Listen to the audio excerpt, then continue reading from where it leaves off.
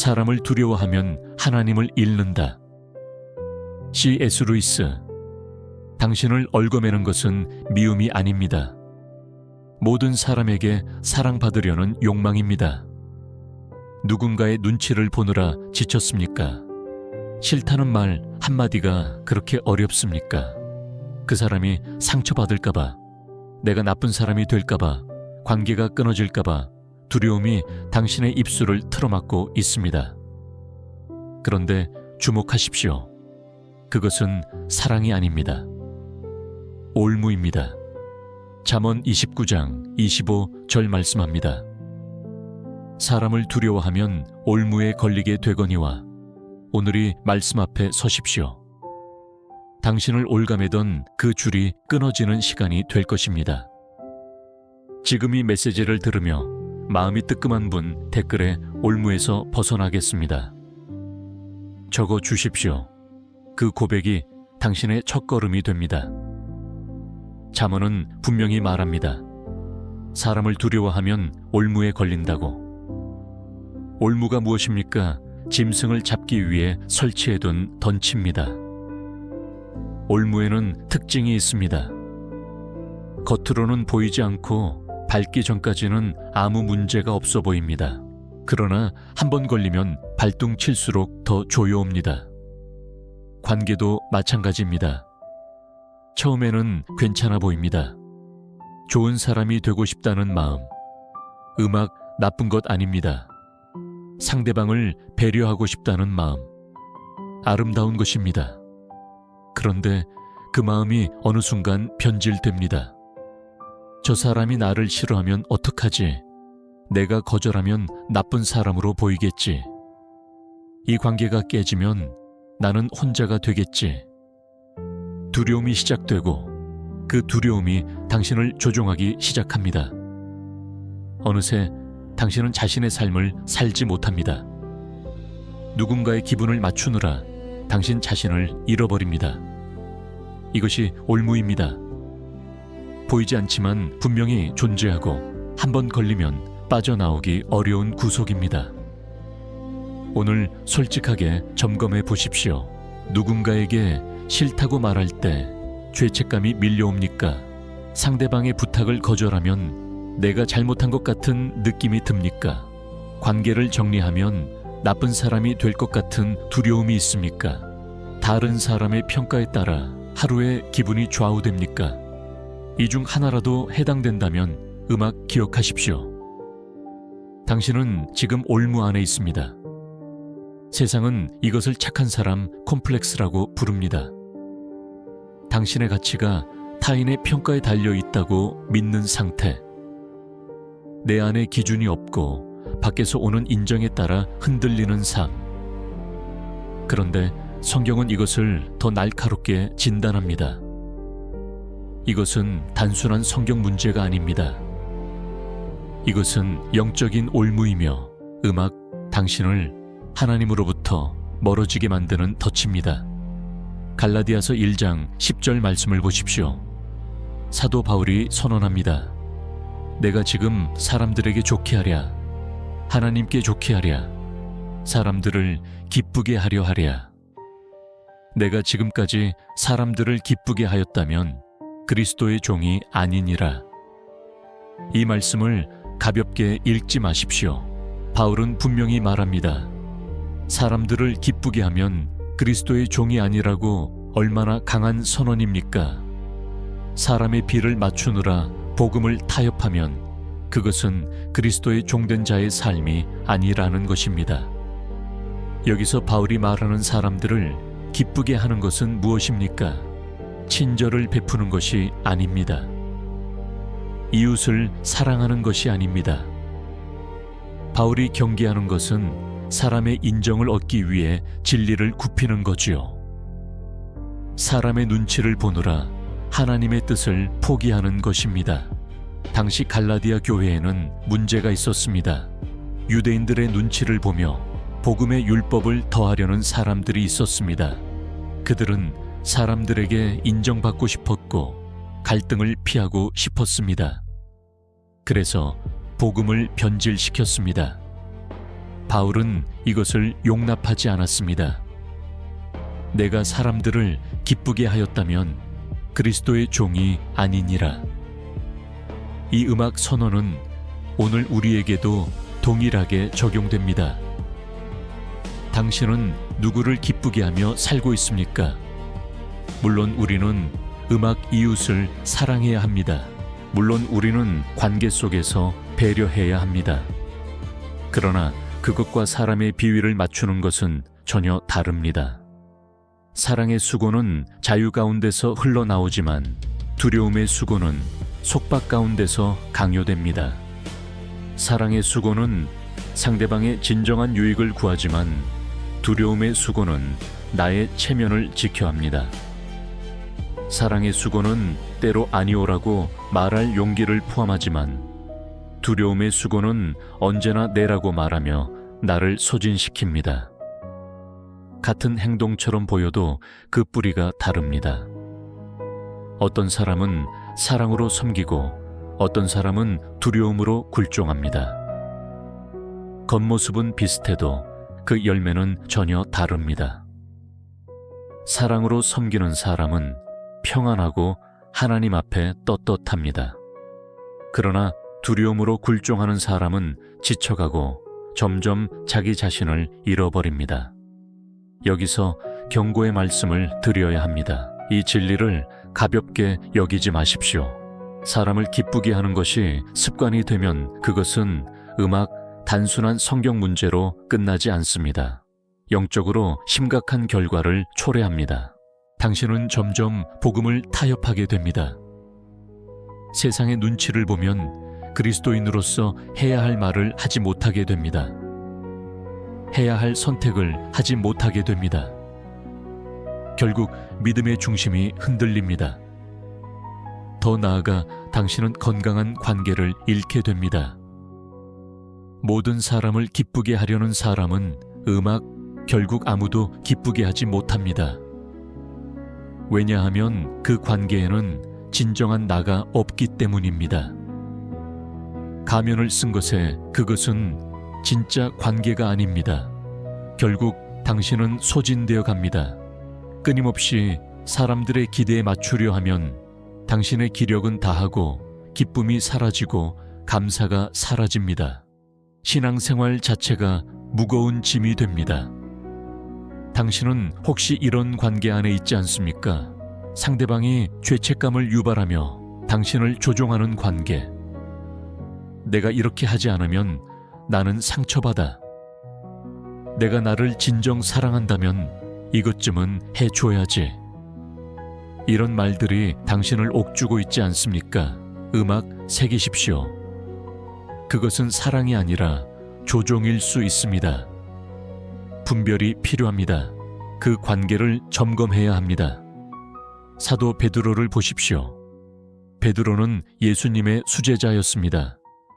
주는 그리스도시요 살아계신 하나님의 아들이시니라고 고백한 인물입니다. 그러나 이 베드로에게도 사람을 두려워하는 약점이 있었습니다. 예수님께서 잡히시던 밤을 기억하십시오. 베드로는 대제사장의 뜰에 있었습니다. 거기서 한 여종이 베드로를 알아봅니다. 당신도 그 사람과 함께 있던 자 아니요? 베드로는 부인합니다. 나는 그 사람을 알지 못한다. 3번이나 부인했습니다. 달기 울었습니다. 베드로는 통곡했습니다. 왜 베드로는 예수님을 부인했습니까? 로마 군대가 두려웠습니까? 사형이 두려웠습니까? 아닙니다. 성경을 자세히 보면 베드로가 두려워한 것은 사람들의 시선이었습니다. 여종의 질문, 주변 사람들의 의심, 그 시선이 두려웠던 것입니다. 사람을 두려워하면 올무에 걸립니다. 베드로는 그 올무에 걸렸고 그래서 가장 사랑하는 주님을 부인하는 죄를 저질렀습니다. 그러나 베드로의 이야기는 여기서 끝나지 않습니다. 부활하신 예수님께서 베드로를 찾아오셨습니다. 요한복음 21장에 기록되어 있습니다. 요한의 아들 시몬아, 내가 나를 사랑하느냐 3번 물으셨습니다. 베드로가 3번 부인했던 것처럼 3번 사랑을 고백하게 하셨습니다. 주님, 제가 주님을 사랑하는 줄 주님께서 아시나이다. 베드로는 고백했습니다. 예수님은 말씀하셨습니다. 내 양을 먹이라. 이 회복 이후 베드로는 완전히 달라졌습니다. 사도행전을 보십시오. 이제 베드로는 산에 들인 공회 앞에입니다. 유대 지도자들이 협박합니다. 다시는 예수의 이름으로 말하지 말라. 베드로의 대답을 들으십시오. 사도행전 4장 19절입니다. 하나님 앞에서 너희의 말을 듣는 것이 하나님의 말씀을 듣는 것보다 옳은가 판단하라. 같은 사람이 맞습니까? 여종 앞에서 떨던 베드로가 이제 공회 앞에서 담대하게 선포합니다. 무엇이 달라졌습니까? 베드로는 깨달았습니다. 사람의 인정이 아니라 하나님의 인정이면 충분하다는 사실을, 예수님께서 자신을 회복시켜 주셨다는 은혜를, 이제 두려워할 것이 없다는 자유를. 사람을 두려워하던 베드로가 하나님만을 경외하는 베드로로 변화되었습니다. 올무에서 벗어났습니다. 자유를 얻었습니다. 베드로만이 아닙니다. 바울 역시 같은 싸움을 했습니다. 그리고 이겼습니다. 바울은 본래 바리새인 중에 바리새인이었습니다. 율법의 의로는 흠이 없다고 자부했던 사람입니다. 그런 바울에게 사람의 인정은 매우 중요했을 것입니다. 그러나 다메섹 도상에서 부활하신 그리스도를 만난 후 바울은 완전히 달라졌습니다. 눈이 멀고 사흘 굶고 그 안에서 그가 쌓아올린 모든 것이 무너졌습니다. 그리고 그 폐허 위에 새로운 사람이 일어섰습니다. 빌립보서 3장을 보십시오. 바울은 고백합니다. 자신이 자랑하던 모든 것 결통도, 학벌도, 율법의 의도 다 배설물로 여긴다고, 오직 그리스도를 아는 지식이 가장 고상하다고. 바울은 더 이상 사람의 인정에 매이지 않았습니다.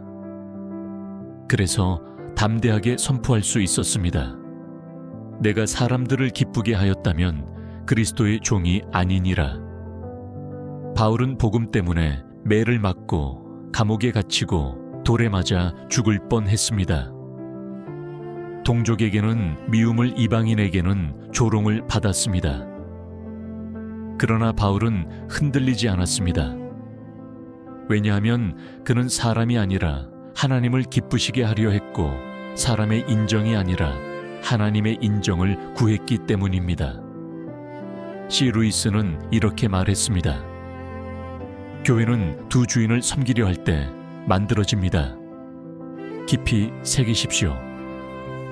당신이 하나님도 기쁘시게 하고 동시에 모든 사람도 기쁘게 하려 한다면 당신은 자유인이 아닙니다.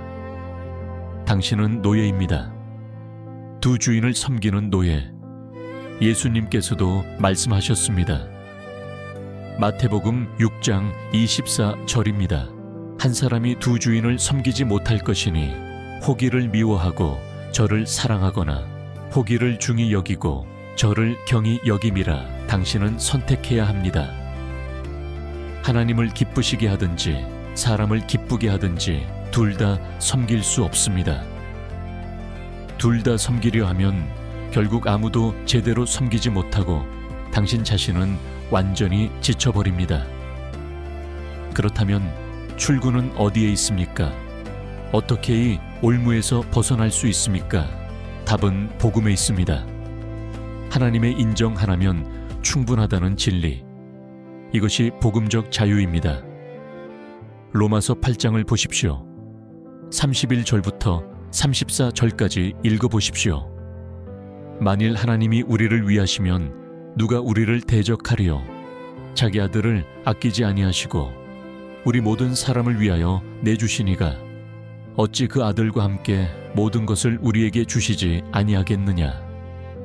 누가 능히 하나님께서 택하신 자들을 고발하리요? 의롭다 하신 이는 하나님이시니 누가 정죄하리요? 하나님이 당신을 의롭다 하셨습니다. 하나님이 당신을 택하셨습니다. 하나님이 당신을 사랑하셨습니다. 자기 아들까지 아끼지 않고 내어 주실 만큼 사랑하셨습니다.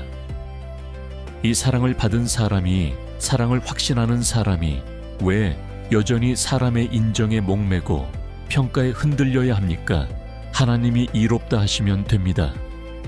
사람이 뭐라 하든 하나님이 당신을 인정하시면 됩니다.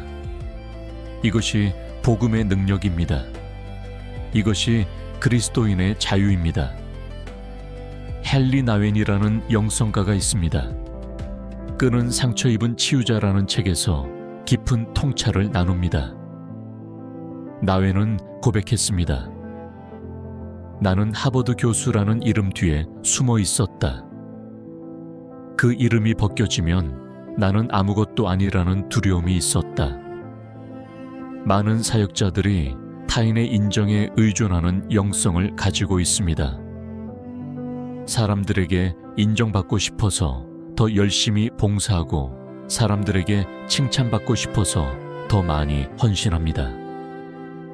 그러나 그 동기가 하나님을 향한 사랑이 아니라 사람의 인정을 향한 갈망이라면 그것은 위험한 영성입니다.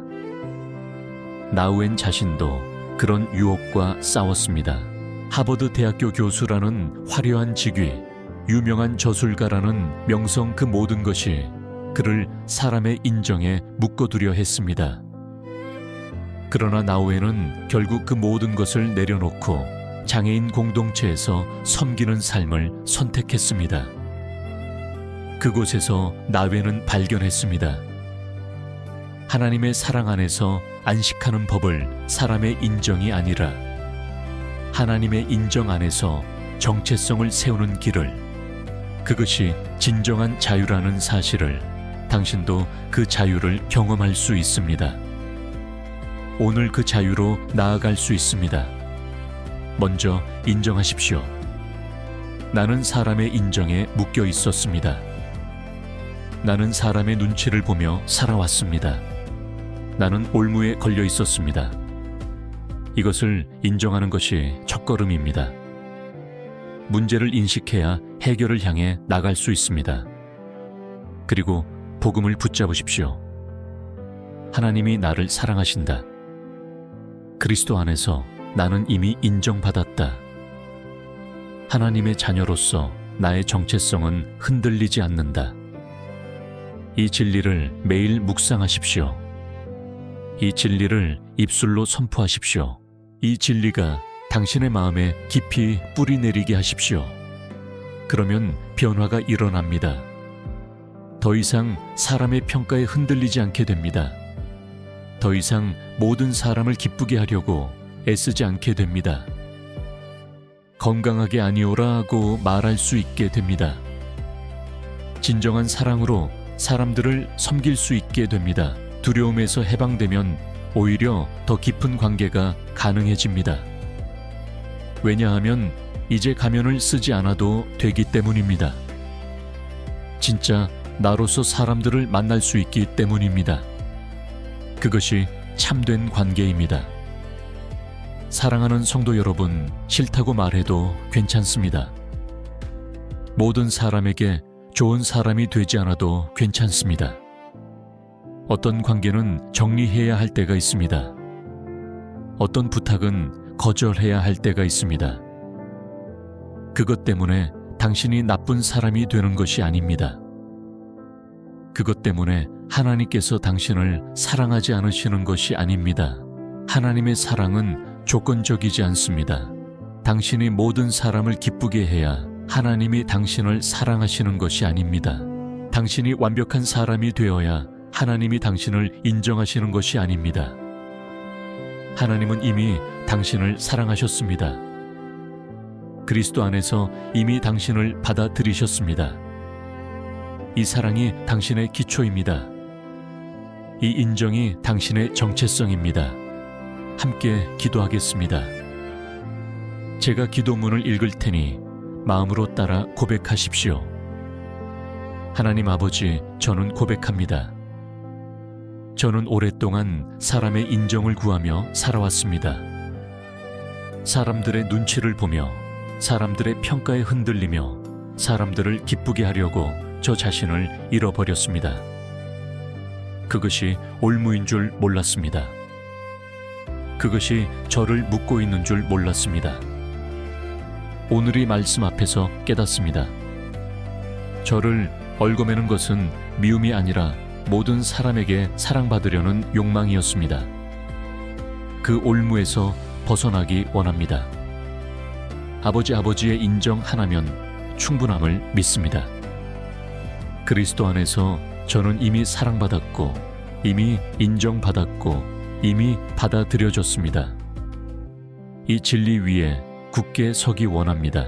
사람이 아니라 하나님을 기쁘시게 하는 삶을 살기 원합니다.